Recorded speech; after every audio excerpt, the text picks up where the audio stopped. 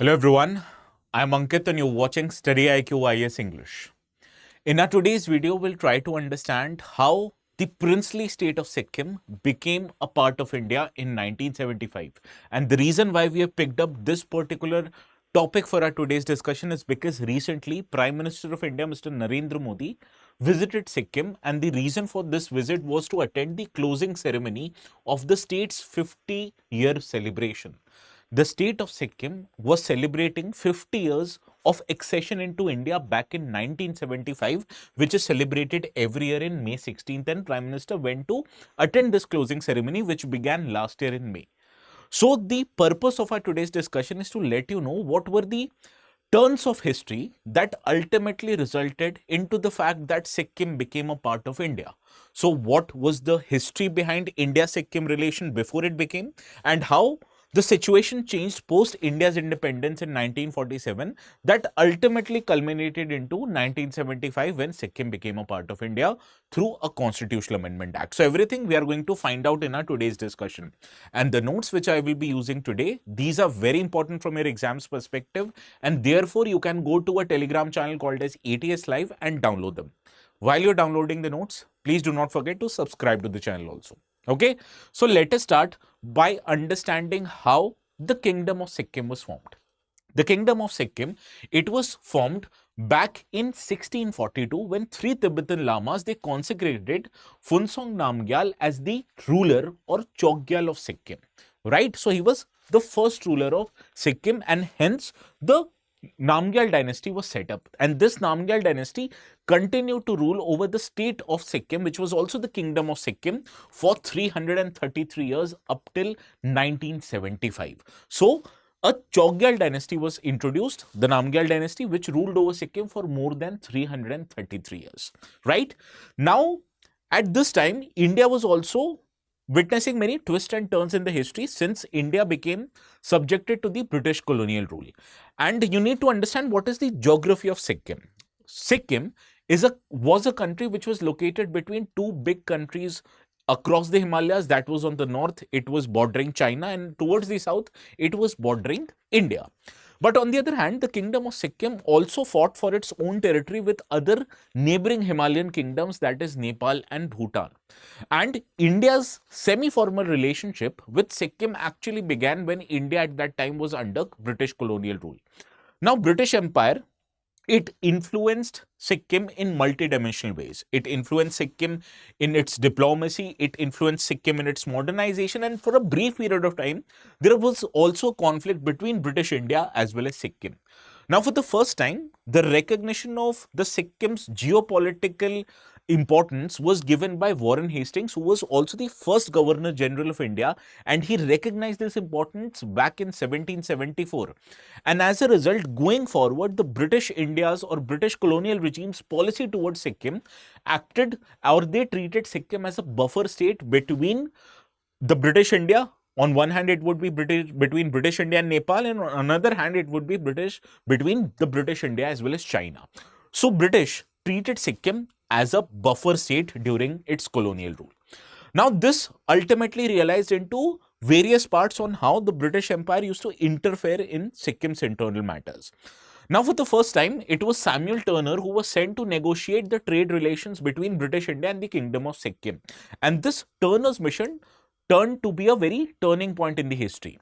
Now, this became an evolving part of how Anglo-Sikkim relations actually evolved up till 1800, because up till 1800, Britishers only had a figment of trade relationship between British India as well as Sikkim. But something happened in 1817 which changed how the relations between British India and Sikkim was discharged. It was the Treaty of Taitala, which was signed between East India Company and Sikkim. Now, what did Sikkim gain out of this particular treaty? Sikkim, it regained territory which was earlier annexed by the Nepal Kingdom, and in return, Sikkim has to pledge the allegiance to the British Empire in exchange for its protection. Now, what did the British Empire get out of this treaty? British got access to Sikkim for their trade as well as access to the Tibetan frontier, which they wanted to control because they were afraid of China. Now, this agreement, you need to understand, it essentially underscored the terms of role as Sikkim playing as a client state to British Empire. So, This relationship between the Kingdom of Sikkim and British India was not that of an equal. The higher capability was given to the British Empire, and Sikkim played a role of a client state, which was discharging whatever East India Company, and by that matter, the British government, was dictating the Sikkim kingdom to do. Now, this relationship of unequals actually led to a conflicting relationship in the mid 19th century, which led to the first Anglo-Sikkimese War in 1861. When this war ended, it led to signing of Treaty of Tumlong, and it further aggravated the difference that existed between the relationship between British India and the Kingdom of Sikkim. Now, it further subordinated the Kingdom of Sikkim, and it mandated that the Sikkim should recognize British suzerainty. Not just this, there was a permanent establishment of a British political officer in the capital of Sikkim, that was Gangtok, effectively making the relationship between British India and Sikkim as that of a protectorate state. And therefore, for the first time, Sikkim emerged as a protectorate state, British India became a protectorate state of the Kingdom of Sikkim. Now, this relationship also continued even after India got independence. So let us now understand how Britishers actually tried to control Sikkim. Now, what is the most famous policy that you can identify of British colonial rule? It was the policy of divide and rule. And this was the same policy that Britishers even followed in Sikkim. Britishers tried to aggravate the existing ethnic tensions that existed between multiple ethnic communities in Sikkim. Sikkim, for a long period of time, has presence of communities like Bhutias, Lepchas, as well as Nepalis. So the British government tried to aggravate these tensions by playing one community against the another. Not just that, they tried to interfere in the internal relations. They tried to change the economy of the country by introducing a land revenue system which was as extractive as it was in India also. Similarly, they provided some educational initiatives by introducing Western style education, but this was in a very limited manner. The intention of the British here was to create an influential class of English educated elites which would discharge, or which would adhere to not of Sikkim's local interest but to British rules interest, right? But gradually, by 20th century, the control of Britishers over Sikkim waned because of change in geopolitical circumstances across the globe. Because as you can understand, when World War I and World War II was fought, the focus of British Empire was not on in and around India, but outside, how to achieve victory in Europe, right? So because of that, ultimately the control of Britishers over Sikkim, it reduced. Now let us try to understand how the relationship between India and Sikkim was discharged after India got independence in 1947. You need to understand, the Indian state, it actually inherited what the Britishers left at that time. And I told you, the relationship between British India and Sikkim was not that of an equal. It was of an unequal relationship where British India acted as the protectorate of the Sikkim dynasty, right? And this even continued after India got independence. If you can recall, when India got independence, the territories in India was of two different types: British Indian territory and princely states. And princely states, after India got independent, they were given only two options: either accede to India or accede to Pakistan. Most of the princely states decided to agree to accession to India, except three states like Hyderabad, Junagadh, and Kashmir. And the state of Sikkim here was also very much similar to them. They were not able to decide whether to become a part of India, whether to become a part of uh, Pakistan, or stay as an independent country. Now, the responsibility of integrating all these princely states into India was given to Sardar Vallabhbhai Patel, who started to interact with many of these princely states even before India got independent. Now, let us discuss what happened with Sikkim. Now, Sardar Vallabhbhai Patel and Mr. B.N. Rao, who was constitutional advisor to the Constituent Assembly, they ultimately wanted to integrate Sikkim within the broader state of India, right? But then Chogyal Tashin Namgyal, he was afraid to sign what was called as an instrument of accession. And similarly, even the first Prime Minister of India, Pandit Nehru, was cognizant of this fact that Sikkim wanted to remain as an independent kingdom, not become a part of Indian state. Now, India on its hand, people like Patel, people like B.N. Rao, they were of the opinion that India should take control of defense, external affairs, as well as communication responsibility of Sikkim. And until this deal is finalized, that is the signing of instrument of accession, why don't Sikkim government sign a standstill agreement so that the status quo will remain? Sikkim would not end up becoming a part of another country, right? Now let us try to understand what India wanted. We have become clear. India wanted to get a broader control of Sikkim. But what about people of Sikkim? Did they wanted to become a part of India? The answer is yes. As I've told you, there are three major ethnic communities in the country of Sikkim: Bhutias, Lepchas and Nepalis, and they were represented by their own political parties like Sikkim State Congress, which represented the interest of Bhutias, Praja Mandal represented the interest of Lepchas, and Praja Sudharak Samaj in represented the interest of Nepalis. And you need to understand, among these three communities, in terms of the number, Nepal is the largest group, right? Now, all these three groups, irrespective of the differences, they were of the opinion that they want a more closer ties with India. And this is where the situation becomes interesting. Let us now understand why the situation becomes interesting. Now, these three political parties representing the interests of their respective ethnic communities, they passed a resolution in December 1947, first of all, demanding establishment of a popular government, abolition of landlordism, and more importantly, they wanted to accede to India. And as a result, Sikkim State Congress and Praja Mandal leaders even met India's first Prime Minister, Mr. Nehru. But sadly, at that time, Mr. Nehru was indifferent of this cause. He made a statement that Sikkim should grow, but according to its own genius. But 2 years later, in 1949, there was a widespread protest led by Sikkim State Congress, after which, under the pressure of these protests, the Chogyal of Sikkim decided to appoint an Indian officer as a Diwan or Chief Minister, and also decided to form an advisory committee which included the Sikkim State Congress representatives. So now what did we understand? The people of Sikkim, the political parties of Sikkim wanted a closer relationship with India, and therefore they were having conflict with their own Chogyal, their own ruler, right? Now, why does things become interesting? Because in 1950, India and Sikkim signed Indo-Sikkim Treaty, which made officially Sikkim as a protectorate state of India. So Sikkim ultimately did not exist as a sovereign nation, because India became responsible for its defense, external affairs and strategic communications. Similarly, Indian state also secured an exclusive right to bring infrastructure, and Sikkimese people, whenever they have to travel abroad, they would get to travel but only on Indian passports, right? Now, Sikkim would have internal autonomy, but in cases of security threats, India would gain an overriding powers. So that is why I told you the inheritance of the protectorate status continued even after India got independence, and it was formalized due to Indo-Sikkim Treaty, which was signed in 1950, right? Now, what you have to understand is, in 1960s and 70s, things became very different, which ultimately culminated into 1975 events. So what happened? Let us understand in clarity.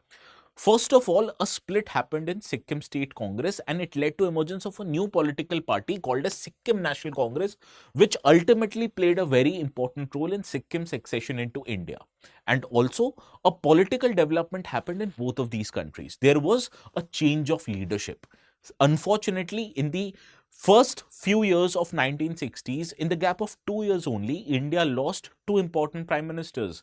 Jawaharlal Nehru died in 1962, and 2 years later in 1964, unfortunately, Lal Bahadur Shastri, sorry, in 1964, Jawaharlal Nehru died, and 2 years later in 1966, unfortunately, when Lal Bahadur Shastri passed away. And ultimately, the Prime Minister of India became Mrs. Indira Gandhi. Now, in her initial years, Indira Gandhi politically was seen as a weak Prime Minister, but that did not remain out of the fact that she was not cognizant of India's security related matters. But more on that later. Similarly, on the Sikkim side, in 1963, their Chogyal Tashi Namgyal also passed away, and the rule went to Kumar Thondop, which was the new Chogyal. And this new Chogyal wanted to seek an independent status of Sikkim. So this was what a new ruler of Sikkim wanted. Now coming back to Mrs. Indira Gandhi. As I told you, in her initial years from 1966 up till 1969, she was politically very weak. But at the same time, she was very cognizant of the fact that India faced security threats primarily from China. Because if you can recall, in 1962, China and India fought a war, which unfortunately India lost. So India's state's focus at that time was to prevent any future conflict which might happen between India and China, even on Sikkimese borders. So what Indian state wanted? They wanted a greater control over Sikkim. And as I told you, Sikkim's new ruler wanted to seek an independent status. And this demand of the Sikkim ruler was not at all acceptable to the Indian state. And as a result, Indian state wanted to promote more and more pro-democracy forces. So, in the early decades of 1970s, that is in 1973, an Indian delegation led by mostly raw officers went to Sikkim to officially liaise with Sikkim Congress, and they also wanted to make an effort to unify the pro-democracy and pro-merger political forces in Sikkim, which fortunately for India were a big majority in the country of Sikkim, right? Now, what happened because of that? On the same year in 1973, a massive anti-monarchy protest happens where protesters surrounded the royal palace and the Chogyal became afraid. So he had no other option but to call Indian state and Indian army into Sikkim in order to protect himself, right? So when New Delhi provided assistance in form of sending troops to Sikkim, this gave India an opportunity. Therefore, under the pressure of Indian state as well as protesters, a tripartite agreement was signed between the ruler of Sikkim, that was Chogyal, government of India, and these three major political parties. And the ultimate culmination of this tripartite agreement was that political reforms will be introduced in Sikkim. And as a result, the elections happened in next year in 1974, where Sikkim Congress, which was led by Kazi Dorji, they won this election. Similarly, that year also a new constitution was adopted and the monarchy was just limited now to a titular rule, right? And a referendum was happening next year in 1975 where more than 2/3 of people who were eligible to vote voted. And you'll be surprised to know an overwhelming 97% of the votes were given in the fact that they wanted to accede to India. So this is what the people of Sikkim wanted. They were fed up with the ruler of Chogyal. They wanted democracy to be introduced, and more importantly, they wanted to become a part of Indian state officially. And as a result, the new parliament of Sikkim, which was led by Kenji Dorji, they passed a resolution where Sikkim officially wanted to become an Indian state. And as a result, within a week's period, Government of India introduced a new constitutional amendment bill in the constitution, in the Parliament of India, which was passed. That became 36 Constitutional Amendment Act, and it recognized officially Sikkim as a state in Union of India. Now, this Constitutional Amendment Act was assented by then President Mr. Fakhruddin Ali Ahmed, and this came into effect from May the 16th, 1975. And as a result, this day is celebrated as the Sikkim Day every year. Understood? So this was India's history of how Sikkim became a part of Indian state. Now, what about China? Do you think China liked this? Obviously not at all. Now, China only gave de facto recognition to Sikkim as a part of India in 2003, and their state media also released a map of it. But what happened? During 2017 Doklam conflict, which India and Chinese army came close to war, they threatened that they would stop or change the status of the recognition that they have gave to Sikkim, right? So this was India's history of how Sikkim became a part of India. What were the main reasons why people actually demanded for Sikkim to get accession into India? So this was the Indian history. What do you feel about it? Do let me know in the comment section. Now you need to understand whatever we covered. It's a very important part of India's political as well as post-independence history, which fortunately is also UPSC syllabus. If you want to know more about each and every important aspects of history, you need to understand we can't cover everything on YouTube. Where you'd get everything, you'd get these everything in our foundation courses. These foundation courses are offered separately for students who are trying to give their exams in 2027 or in 2028. But before taking admissions, if you apply this code ATS Live, you're going to get maximum discounts on all the courses, right? Please remember these two batches are separate. And before we end our today's discussion, there is an important question which I want you to solve. Which one of the following constitutional amendments is widely believed to have enacted to recognize Sikkim as a state in Union of India? Now, this is a question very similar to the question that appeared in 2015. So I've changed that question to suit our today's discussion.